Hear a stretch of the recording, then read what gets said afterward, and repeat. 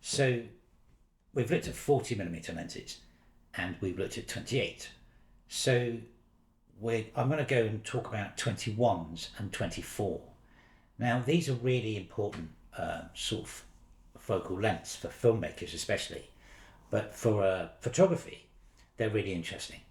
Obviously, the wider you go, things get a bit more distorted, but what happens, you get further and further and further, you get pulled further and further into the action, as it were. So they're much more immersive lenses when used at like close range to individuals. Obviously, they're ultra wide, super wides, so you can see gigantic panoramic, huge vistas if you just use them as a wide angle. But when you use them with people, I don't know. For street photography, Leica make tons of 21s. Obviously, they're a great lens for like that immersive group crowd shot and street photography. Obviously, it's discussed in the 28, and I'll show you this on the table quickly. Your zone focusing gets even better because it's sort of like that further down. You've got a smaller sort of focal length. You've now got much better hyperfocal distances to play with. I think that's the way to explain it. So like this video is being shot on a 21mm lens on a Super 35 camera, and I set it to, I think it's f8, and I knew I was in focus, so acceptable focus.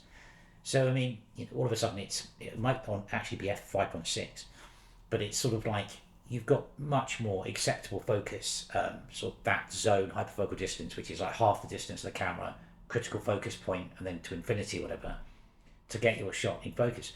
But while on the subject of video, so 21mm and 24mm are used by quite a few directors on their movies. I think Citizen Kane was shot on a 24 or a 25, because obviously with this focusing you can really stop down. So I think Citizen Kane was shot f11, f16, things like that. and Steven Spielberg uses 21 a fair bit, I believe. Obviously that's close to like 35 when you put it on a Super 35 sensor, sort of Super 35 frame thing. I mean, but it is interesting. Wes Anderson uses it. I think the further down you go, if you get to 17 and that area, I'll do a video on 2017, the last part, but you get probably too much distortion, or you get too much curvature on the image and it becomes too distinctive. But no, there's tons of stuff that's been shot on 24s and 21s on that you've seen as a film. It's a really sort of important focal length for certain directors to use because it gives you that 35-ish or whatever sort of area. But also it allows you a bit more light if you're doing focusing zones, because you don't have to stop down to f8 to get the same area of acceptable focus. You could be at f5.6 or f on a 21, probably f4. You can get away with it. So yeah, so they are amazing. I mean, the lens I'm using here is an Olympus 21mm 3.5. You can get quite a lot of 21s. 24's a bit of a different one. It's sort of like there are quite a few 24s out there, but it's how close do you want to get? How big a picture do you want to create? You can get masses of detail in with these lenses. So what I'll do, I'll put one on the table, and you can have a look at how zone focusing and how much sort of the hyperfocal distance changes because you're now on this wider focal length, and how it becomes quite useful to you. And then I'll come back at the end and we'll just finish off.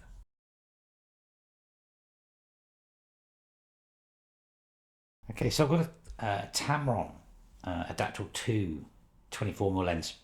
Great lens. Watch the Tamron Adaptal video and you'll see. Okay, so let's have a look at the hyperfocal marks on here, and you can see we've got, okay, on this one we've got the metering. We've got the distance scale on the front. We've got our sort of hyperfocal marking points here, and then we've got the aperture at the back, which is different than the Olympus lenses. So what I want to do, I'm going to put my lens to f8, and then I'm going to set 1 meter. Now we've got f8. Let's do 11 because the marking is a bit different. 11, and then I'm going to set 1 meter on 11 there. So you can see that if I'm on f11 on a 24mm lens, everything is acceptable focus from 1 meter away. At about 2 meters where the white line is, that's like critical focus. That's where it's like perfectly in focus, and then it runs all the way out to infinity, and it's still it's acceptably in focus. But then obviously you step this down. Let's go to f5.6, because remember on 24. Now if I put the 1 on 5.6, that means everything from 1 meter away to everything just under 3 meters is in focus. That is pretty much the same as a 28mm on f8. So you gained 1 stop there in light to use for your shot. So that's a 24. Let's just jump over to the 21. Okay, this is the Olympus 3.5 21mm lens, tiny thing. And this is what I just shot the rest of the video on. So with this, we've only got 3.5, 8 and 16 on our focus marks here, on our hyperfocal marks here. Apertures on the front, and then the focusing's in the middle. So let's just put it on f8 on a 21, and then let's just put 1 meter there. You can see like infinity's there, it's miles away. So we go all the way down to 3.5, loads more light. Put 1 meter on 3.5, mark there on the other side. So from 1 meter to infinity on 3.5 on this lens is now in acceptable focus, which is massive.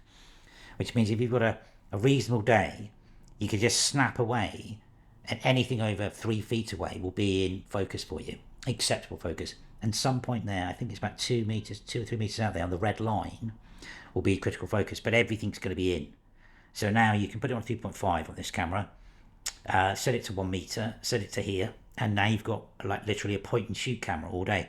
Some of the early Olympuses, which don't have focusing, anybody who's used a trip has had to use zone focusing, but it's a similar scenario. Everything over 6 feet is fundamentally going to be in focus on a pen half frame, or I think they do it with on the trip with mountains medium heads, and that gives you the sort of different distances, much like this, of where things are. Anyway, there you go. So that's the 21, and the 24 gives you masses of extra space to play with the sort of in focus area that you can use. And with a 21 you can literally 3.5, you're basically golden for the day. If you set it on that, you can just shoot away, not even have to bother about focus. Everything's can focus, which is great.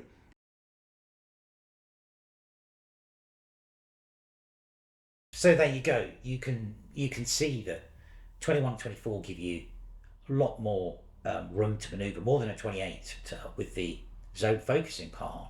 And obviously you can do much deeper, like deep focus with those lenses. There are loads of them available. They're really handy. It is tricky getting much 28. It's like when you start to use 24 or 21, you really have to change the way you think about composing a photograph. And the other thing is you have to get everything gets closer. So normally when I shoot these videos, the camera's another 3 feet back, or another feet or so back, because I'm on a 28. Because I'm on a 21, the camera's literally less than a meter away. So everything gets closer, and you, as a photographer, for example, you have to get closer. So you have to be right in it, which is part, I don't know. I mean, maybe that's the energy that comes from that kind of photographing like that you're in amongst the action, as opposed to some voyeur stood back 300 feet with a zoom lens. But yeah, it's both 21 and 24 are fascinating focal lengths. I really advise you sort of like, don't take any other lenses. Get a 21 or a 24. Just go out for the day. I sound like the guy from Unbreakable. Go amongst people and take photographs, and sort of you'll see what I mean by it. I mean, you can look on the internet and see what I mean by 21. But it's really dynamic, and it's got a lot of energy. Certain filmmakers, like people like Terrence Malick, who make very immersive movies, they go down further. They go to sort of on Super 35, they go to like 18 and 14, which if you times it back brings you to this area. So when you watch a Terrence Malick film, and I think, which is the one that was really good recently, I think it's the last one he did, it was about the German conscientious objector. That is so immersive, and I think that was done on 14s and 18s. So if you do the maths on 1.5, that must be about 20 or 21, 22. But yeah, that film is Secret Life. It's called A Secret Life. That film is so immersive if you watch it, and it's just phenomenal. So I think he's one of these people that, if you want to be in the action, in the thing, with cinematography, you're down for 18s and whatever. With the 21s, you've got your he's making 21mm, 22mm with a 18 and 14mm lens. But with 21mm on full frame, which is where we are because we're shooting full frame film or full frame digital, it's the same point of view, and that's what I mean. It's really immersive, and yeah, it's magic when you get it right with those kind of lenses. It really is. Anyway, thank you for watching.